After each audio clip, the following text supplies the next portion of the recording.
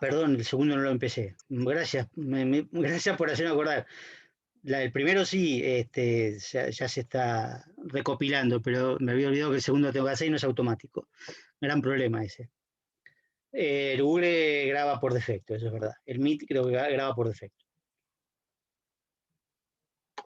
Gracias por hacerme acordar. Entonces, repito que la lengua el habla es un acto individual, un acto del individuo, y en eso se opone a la característica social de la lengua, ¿no? Como primera característica, no importa el orden, no hay ninguna más importante que otra. Empiezo por donde me gusta.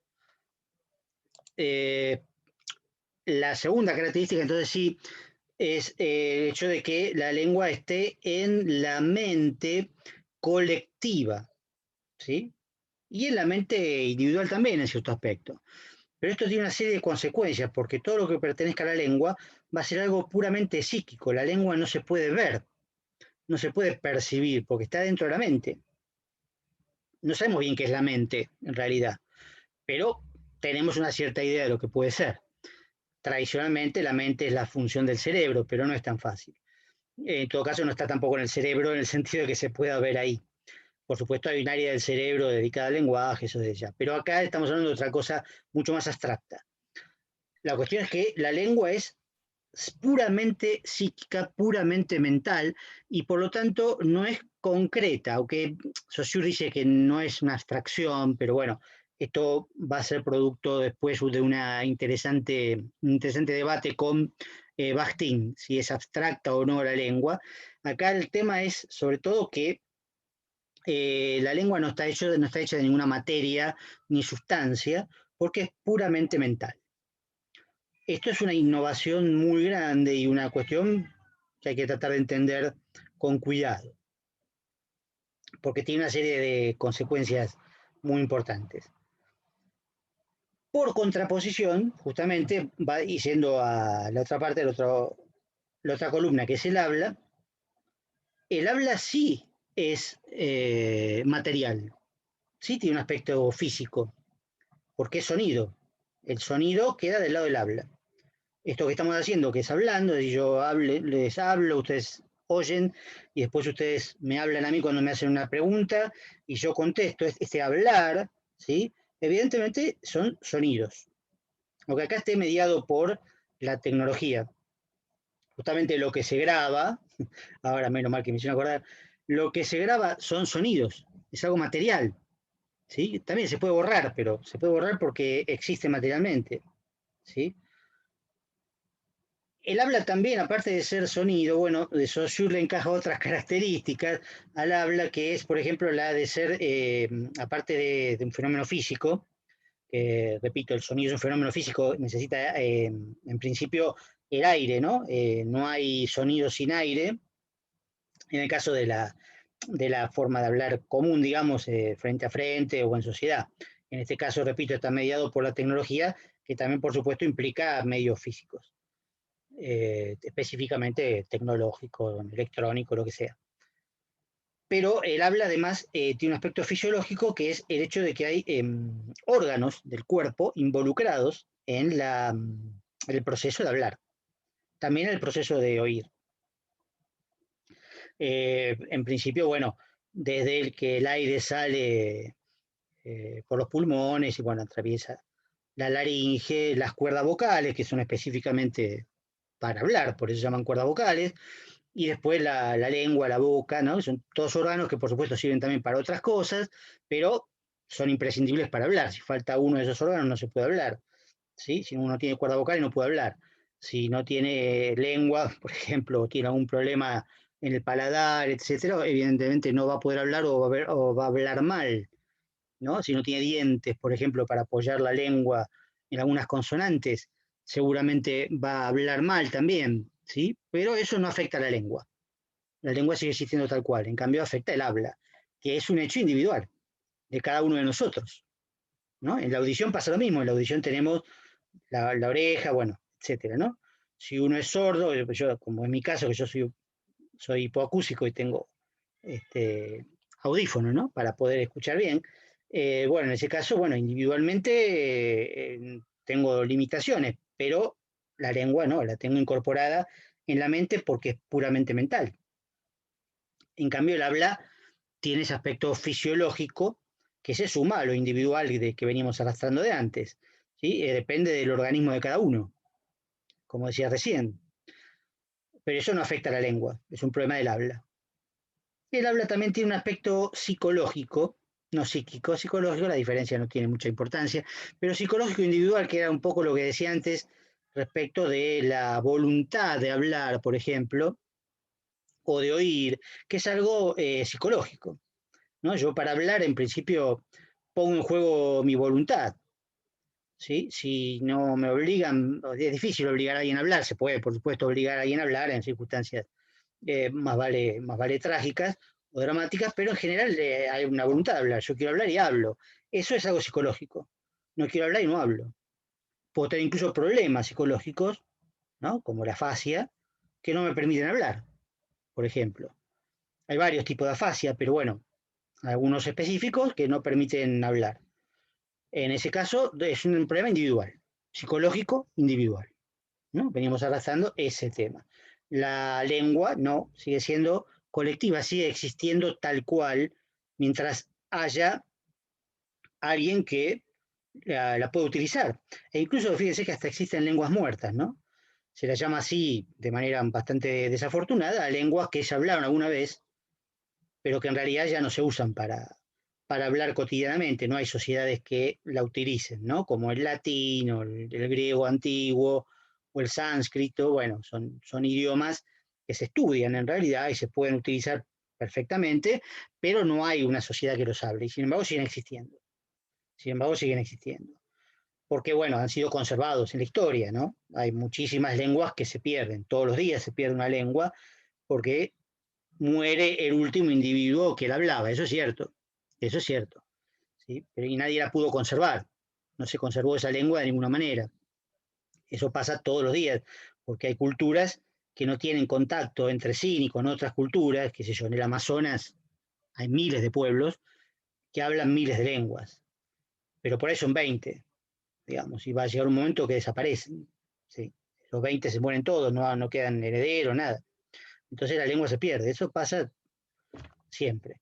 Pero bueno, en general no es el fenómeno que nos interesa acá, ¿no? El histórico no nos interesa tanto, pero sí la contraposición entre lo psíquico, puramente psíquico, y lo que es físico, que es el habla, el sonido, el sonido, transmitido de cualquier manera que sea. ¿Sí? Recuerden que no hablamos de escritura, escritura es otro fenómeno completamente distinto.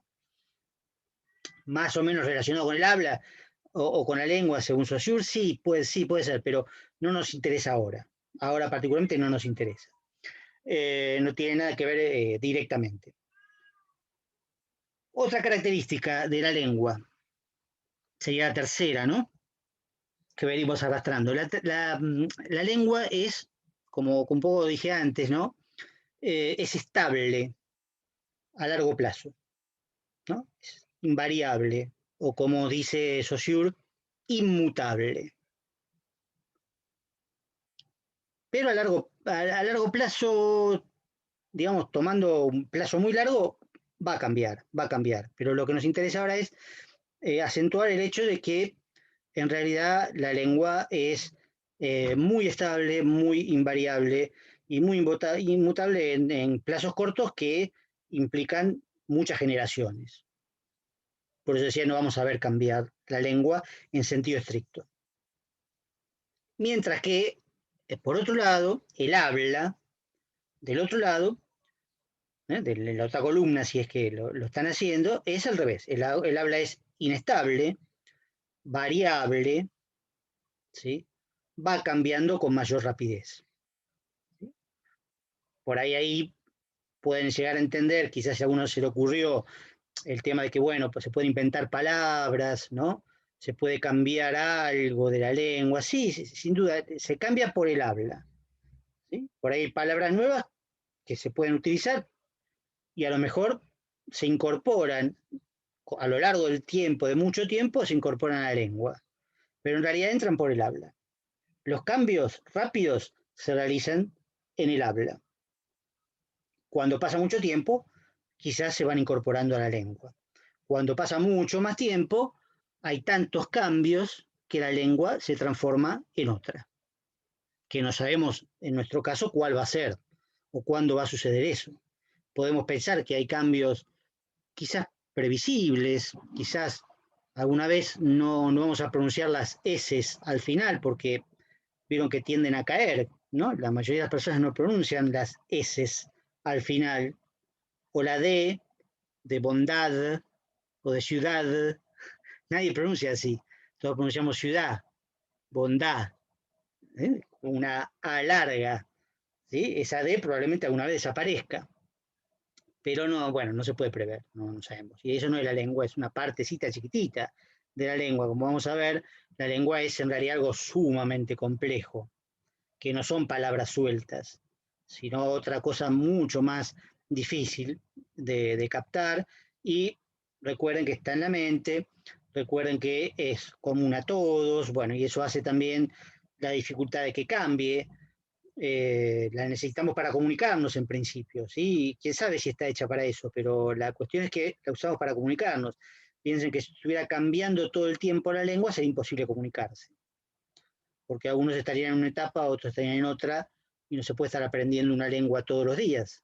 Sería como hablar una lengua extranjera con la persona que uno tiene al lado, o con cualquier otro que está en la misma sociedad que uno.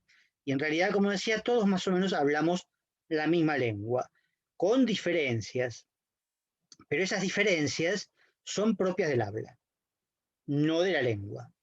Cada uno por ahí puede pronunciar distinto, pero es cada uno, es individual, es el habla. Imaginemos un ejemplo rápido. Tomemos una palabra como perro, por decir una.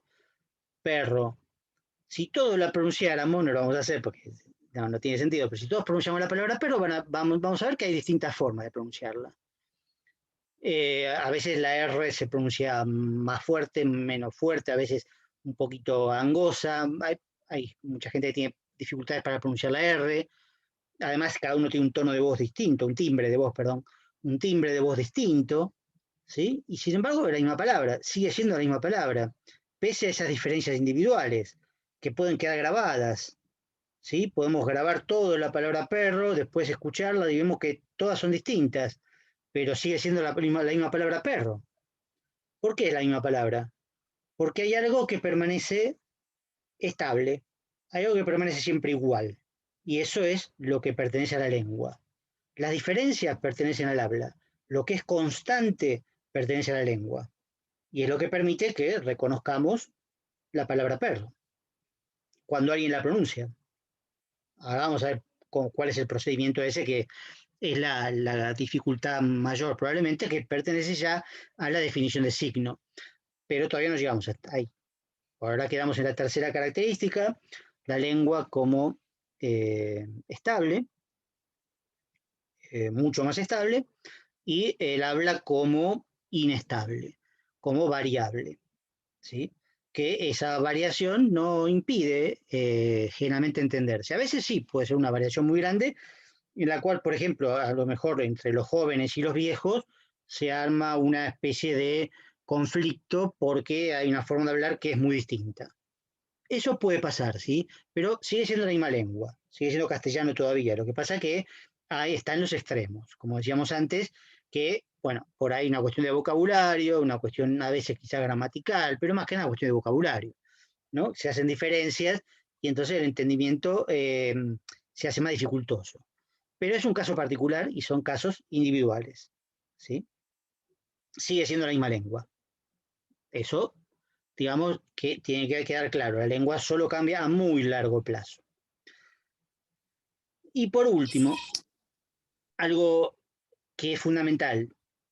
La lengua, como cuarta característica, si quieren numerarla de alguna manera, la lengua es un sistema, ¿sí? Un sistema. O también se puede decir que la lengua es sistemática. Es lo mismo, digamos, sea con un sustantivo, con un adjetivo, ¿no? Es lo mismo. ¿Qué se les ocurre a ustedes? Porque me gusta preguntar esto, aunque sea poco difícil quizás la interacción, pero ¿qué les parece que es un sistema? De cualquier, en cualquier ámbito, digamos, no la lengua, si lo leyeron no lo digan, sino en cualquier ámbito fuera de la lengua. Es un montón de cosas, un sistema, un montón de cosas ahí mezcladas. A mi sistema me suena a algo que está organizado, un conjunto de algo, de cosas que mantienen un orden y por eso funcionan como uno, digamos. Perfecto, perfecto. Eso es, se puede variar, decirlo de otra manera, pero es perfecto. Digamos, un sistema es eso. Es un conjunto de elementos, ¿sí? Pero no un montón de elementos mezclados o que ocupan cualquier lugar, sino que están, como vos dijiste, organizados, que tienen un orden, reglas, también reglas de composición. Bueno, esto es en general, ¿eh? En general, pero aunque sea en general, se aplica también a la lengua. La lengua es un sistema en este sentido, ¿sí? Consta de un conjunto de elementos que están estrechamente unidos, como también sugirió Daniel, ¿no? Que están estrechamente unidos, ordenados, que ocupan su lugar, tienen su función, no se pueden cambiar así nomás, no se pueden alterar o mezclar, etc. Eso es la lengua como sistema, ¿sí? ¿Y de qué es un sistema? ¿Cuáles son los elementos que hacen a la lengua? Justamente la lengua es un sistema de signos, ¿sí? La lengua es un sistema de signos. Esos son los elementos que componen la lengua, ¿sí? Entonces, terminamos con el cuadrito y después volvemos enseguida a lo que sería el signo lingüístico. Acá llegamos al tema clave, ¿no? Porque ya por lo menos vamos a saber, hoy por lo menos nos vamos a ir con cierta idea, ¿no? Con cierta idea de lo que es un signo. Para Saussure, ¿eh? Para Saussure, no para otros. Para Saussure específicamente. Y además signo lingüístico. Pero terminemos el cuadrito, que es muy evidente. La lengua es un sistema, el habla no. El habla no es un sistema. El habla es demasiado caótica, demasiado variable, demasiado individual para constituirse en un sistema. Es asistemática, ¿no? Por contraposición a la lengua, el habla es asistemática. Entonces, la pregunta que nos estamos haciendo en este cuadrito, ¿no? Al principio del cuadrito, que era, bueno, pero entonces, ¿qué va a estudiar la lingüística para Saussure? O sea, ¿qué le parece el más importante? ¿No? ¿Qué le parece más interesante para la lingüística? Creo que es evidente. Si uno compara, digamos, lo que asigna a cada uno de las dos características, ¿no? ¿Qué les parece que va a estudiar la lingüística para Saussure? Por lo menos principalmente. La lengua, claro, la lengua, eso es lo que le interesa a él. La lengua, que es una parte, esa parte homogénea, sistemática, social, estable, ¿no? Todas estas características hacen que sea algo estudiable. Lo individual es difícil de estudiar, lo que está cambiando permanentemente es difícil de estudiar, lo que es asistemático es difícil de estudiar. Se puede, de alguna manera, incluso hasta lo vamos a hacer, pero con otra forma, con otras características. Lo que le interesa a Saussure de manera principal, como objeto de su lingüística, objeto excluyente, que no lo va a usar otras ciencias, porque el lenguaje, esto no lo dije, pero el lenguaje ese tan complicado que tiene tantos aspectos, ¿no? Lo pueden estudiar un montón de otras ciencias. La psicología, lo dije, no, la psicología puede estudiar cómo se adquiere el lenguaje, cómo se pierde. La neurología, la física, cómo se transmite, la historia, la antropología, bueno, todas estas ciencias pueden estudiar el lenguaje, desde ya. Pero la lengua, como la define Saussure, solo la estudia la lingüística, ¿sí? O dicho al revés, la lingüística se dedica específicamente a la lengua, como su objeto propio, ¿sí? No hay otro. Entonces, bueno, acá se termina el cuadro, digamos, ya nos quedamos por ahora con la lengua. Piensen que todas las características de la lengua, ya que es un sistema de signos,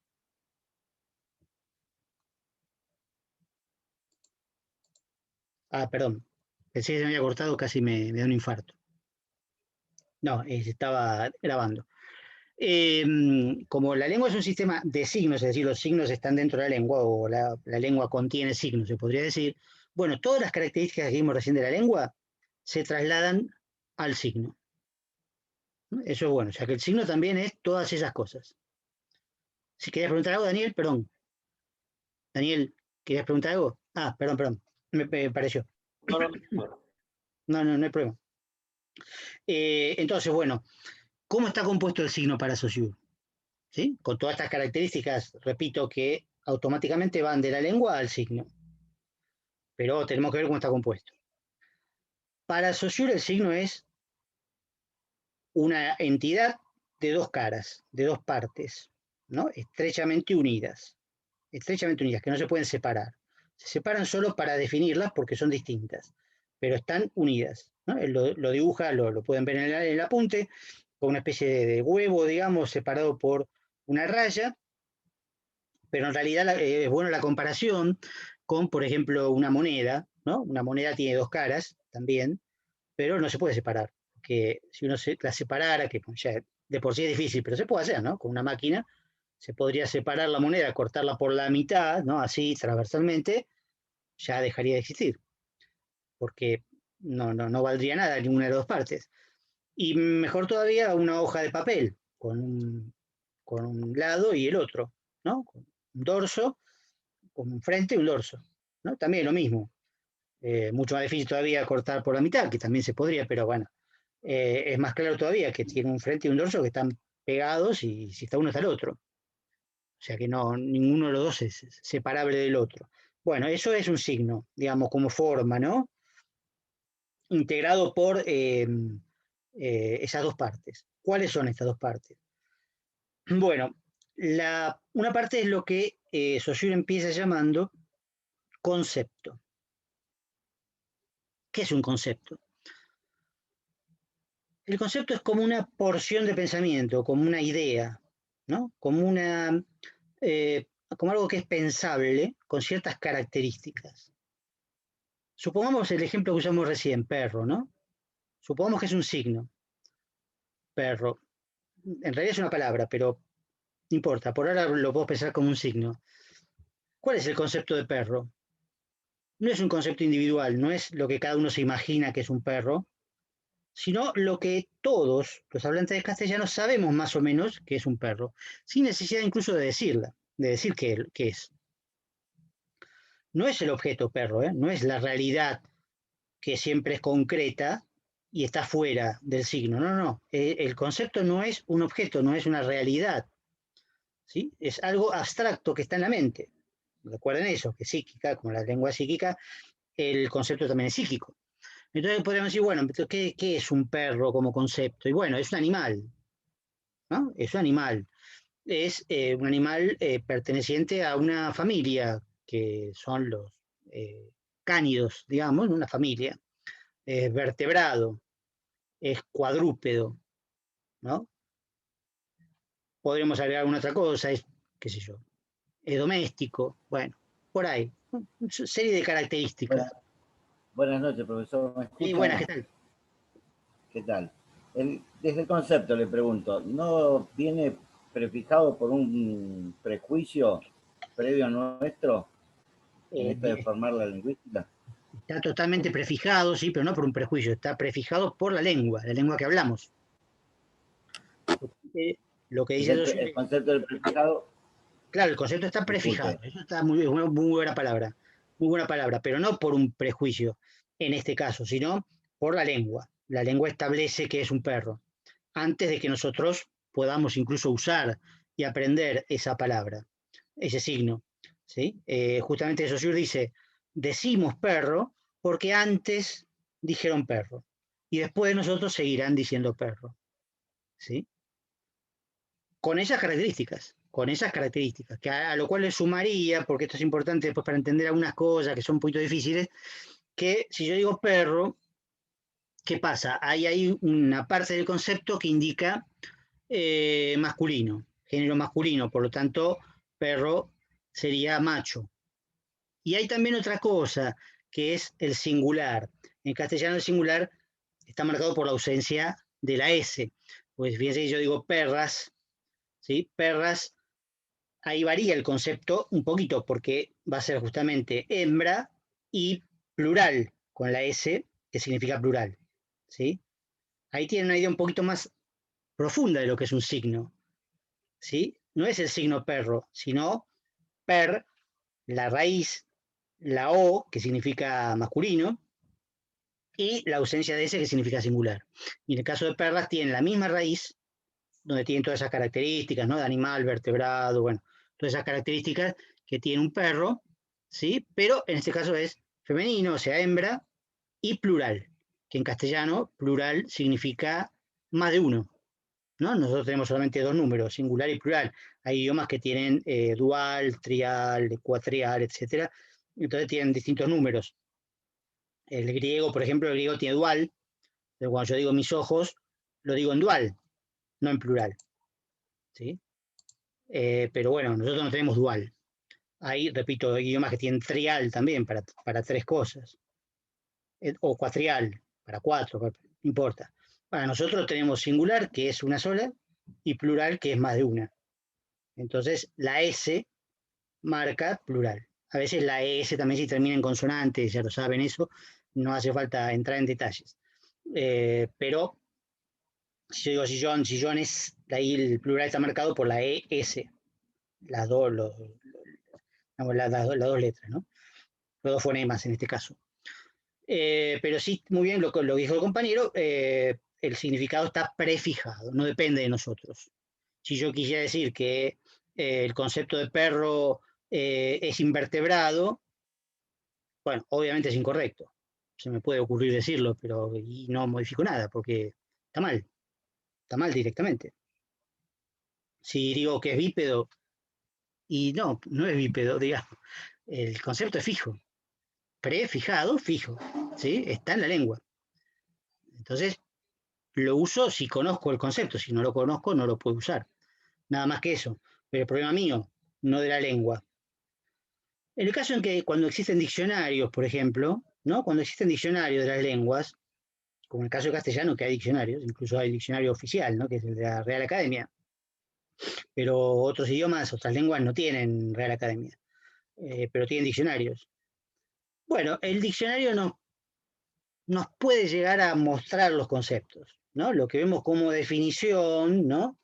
Como acepciones, podrían ser el concepto. Pero claro, ya eso está escrito, no está en la mente, está escrito. Entonces, es solo un ejemplo. Si uno quisiera buscar la definición de perro, o sea, el concepto de perro, bueno, puede ir al diccionario. Está bien, puede hacerlo. Pero no todas las lenguas tienen diccionario.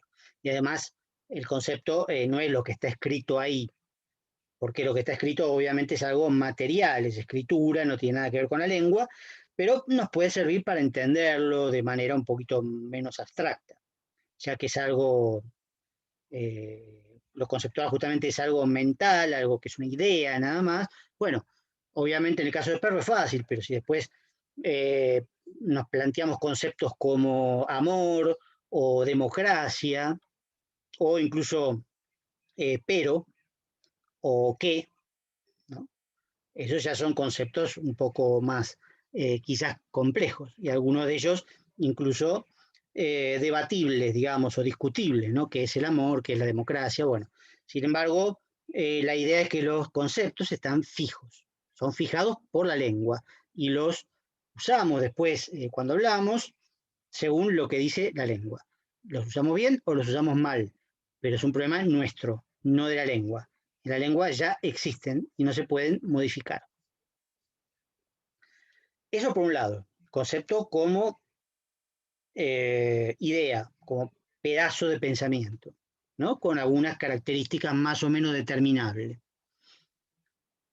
Que si tomáramos, por ejemplo, gato, para hacer la contraposición contra el perro, tenemos casi todo igual, ¿no? Animal, vertebrado, cuadrúpedo, doméstico, bueno, etcétera, pero no es de la familia de los cánidos, sino de la familia de los felinos o félidos. Ahí cambia la familia, cambia un elemento del concepto. Pero también tiene la O de masculino y es singular. Si decimos gatas, nos encontramos con la A de femenino y la S de plural. ¿Sí? Así se combinan, digamos, los signos. ¿Mm? Esos elementos de los que hablaba Daniel, que están organizados. Bueno, se organizan de esa manera. ¿Sí? Una pregunta. Sí. Desde un concepto más abstracto, como poder, ¿cómo lo podría explicar de ese concepto? No, ni se me ocurre, tendría que fijarme, tendría que pensar. No tengo idea de cómo puede ser el concepto, pero si yo digo fulano tiene poder, ¿lo entendemos o no lo entendemos? Más o menos lo entendemos. Sí, claro, pero asociado a fulano. Sí, claro, pues si no es un verbo, por supuesto, si no también es un verbo que indica la posibilidad de hacer algo. Sí, también. Sí, Sí, en este caso, como yo hablaba de sustantivo, pensé que te referías a sustantivo. El sustantivo poder es algo que se supone que se tiene, ¿no? Como potestad, como dominio sobre algo, sobre alguien, etcétera. Bueno, eso es lo que podemos hablar entre todos, digamos, pero más o menos tenemos cierta idea de lo que es, ¿no? Como verbo también. El verbo poder, ¿no? Es un verbo importante, un verbo modal, que más adelante vamos seguramente a profundizar en ese tipo de verbos. Bueno, poder indica justamente la posibilidad de hacer algo. Eso es algo que más o menos lo conocemos. Así como hay verbos o como hay sustantivos que probablemente no conocemos o no sabemos cuál es el significado, cuál es el concepto, porque, bueno, no lo sabemos. Y yo les digo por ahí, no sé, cenotafio o serendipia. ¿Ustedes conocen el concepto que corresponde? ¿Saben qué es un cenotafio? ¿O una serendipia? Bueno, no lo saben. Yo sí lo sé. no. Pero ustedes seguramente saben cosas, saben conceptos que yo no sé. También. ¿Sí? Por eso decíamos que la lengua es la suma de todo eso. Cenotafio existe como concepto. Ustedes no lo conocen. Yo sí, de casualidad, digamos. Pero bueno, sumado todo, se hace la lengua. Pero el problema de que uno conozca o no lo conozca es problema de ese individuo en particular, y no de la lengua, porque en la lengua existe ese concepto. Y la lengua está, como bien dijo Antonio, prefijado. Ahora que lo sepamos o no lo sepamos es otro problema. Y como dijo Daniel también, organizado. ¿Sí? Porque una cosa es el poder como sustantivo y otra cosa es el poder como verbo. ¿Sí? Interesante esa distinción, porque parece lo mismo, pero no es lo mismo. No es lo mismo funcionar como sustantivo que funcionar como verbo. Eso es también una distinción que podemos hacer. Pero estamos en el terreno del concepto y tenemos que ver la otra parte, que lamentablemente no vamos a llegar porque nos faltan 3 minutos y se va a cortar en cualquier momento. Solamente les dejo esta inquietud, porque ya que está la pueden buscar, la pueden leer con este criterio, ver de qué se trata la imagen acústica, la otra parte del signo. ¿Qué es la imagen acústica? Les tiro solamente esto, para que les quede un poco la inquietud. La imagen acústica, primero es importante entender lo que no es, porque es muy importante esto. La imagen acústica no es el sonido. Tampoco es una imagen, si vamos para el caso, pero por la palabra acústica puede tener una connotación. Pero el sonido sabemos que pertenece al habla. El sonido es algo material. No puede pertenecer a la lengua, no. La lengua está compuesta por signos, los signos están compuestos por conceptos e imágenes acústicas que están en la mente. El sonido no está en la mente. No puede haber sonido en la mente. No hay sonidos internos dentro del cuerpo. Bueno, hay otro tipo de sonido dentro del cuerpo, pero no serían lo de los signos. La imagen acústica no es un sonido. Y bueno, habría que ver entonces qué es. Habría que ver qué es exactamente la imagen acústica, porque tiene relación con el sonido. Tiene relación con el sonido, porque la lengua tiene relación con el habla, y el habla con la lengua. ¿Sí? Son complementarias, como dijimos al principio, pero son distintas. Son distintas. Entonces tenemos que distinguir entre imagen acústica y sonido, entre signo y palabra. ¿Sí? Y esto es bastante complicado y bastante difícil de entender. Pero por eso no lo quiero empezar ahora. Les dejo la inquietud para que traten de leerlo y ver si lo pueden entender. Y si no, obviamente el martes que viene empezamos por acá directamente, ¿no? Es decir, cómo es el signo, repasamos un poquito el concepto, repasamos y empezamos a ver bien lo que es imagen acústica y redondeamos con la idea de sistema, que eso es lo más importante, ¿no? Y para ver después qué pasa con Bakhtin. También hay que leer Bakhtin, que ya es el tema 2. Traten de empezar a leerlo. Yo voy a ver si anda el campus, voy a tratar de mandarle los materiales por mail también. Como dije al principio de la clase, que quizá alguno no estaba. Y voy a tratar de mandar todos los materiales que pueda por mail, porque por ahí capaz que no se puede entrar al campus, no sé qué va a pasar. Pero si no pueden ustedes, tampoco puedo yo. Pero como yo tengo algunos materiales aparte, guardados, se los puedo mandar de ahí. Lo mismo que puedo entrar a YouTube, al canal de la cátedra, y sacar los videos, mandarles el link del video para el canal de YouTube. Entonces voy a tratar de hacer eso en esta semana. Pero si ustedes pueden entrar al campus, mejor. Algunos ya entraron, bueno, otros quizás pueden entrar mañana, etcétera. Pero bueno, esto se va a cortar en cualquier momento. Los